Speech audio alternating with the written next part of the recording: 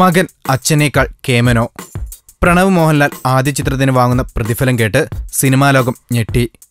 താരപുത്രന്മാരുടെ വരവ് ഇഷ്ടപ്പെടുന്നവരും കാത്തിരിക്കുന്നവരുമാണ് ചലച്ചിത്ര പ്രേമികൾ. പൃഥ്വിരാജ് മുതൽ ദുൽഖർ സൽമാനും കാളിദാസ് ജയറാം വരെ അവർ ഹൃദയപൂർവ്വം സ്വീകരിച്ചവരാണ്. അതിനിടയിലാണ് ആരാധകരുടെ പ്രിയതാരം മോഹൻലാലിന്റെ മകൻ പ്രണവ് മോഹൻലാൽ വെള്ളിത്തിരയിലെത്തുന്ന കാര്യം ഉറപ്പായത്. പ്രണവിന്റെ സിനിമാ പ്രവേശനം വളരെ ആകാംക്ഷയോടെയാണ് പ്രേക്ഷകർ കാത്തിരിക്കുന്നത്. ജിത്തു ജോസഫിന്റെ ചിത്രത്തിലൂടെയാണ് പ്രണവ് നായകനായി എത്തുന്നത്. ചിത്രത്തിൽ പ്രണവ് മോഹൻലാൽ വാങ്ങുന്ന പ്രതിഫലം ആരെയും ഞെട്ടിക്കുന്നതാണെന്ന് പറയുന്നു. 1 രൂപയാണ് ചിത്രത്തിനായി പ്രണവ് വാങ്ങുന്ന പ്രതിഫലമത്രേ. ചില റിപ്പോർട്ടുകളാണ് ഇത് സൂചിപ്പിക്കുന്നത്. എന്നാൽ ഇക്കാര്യത്തിൽ ഔദ്യോഗിക സ്ഥിരീകരണമായിട്ടില്ല.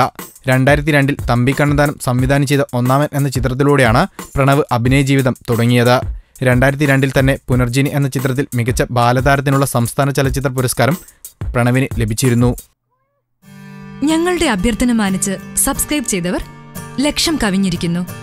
നിങ്ങൾ വൈകിയോ? എങ്കിൽ ഉടൻ സബ്സ്ക്രൈബ് ചെയ്യൂ. Film coat.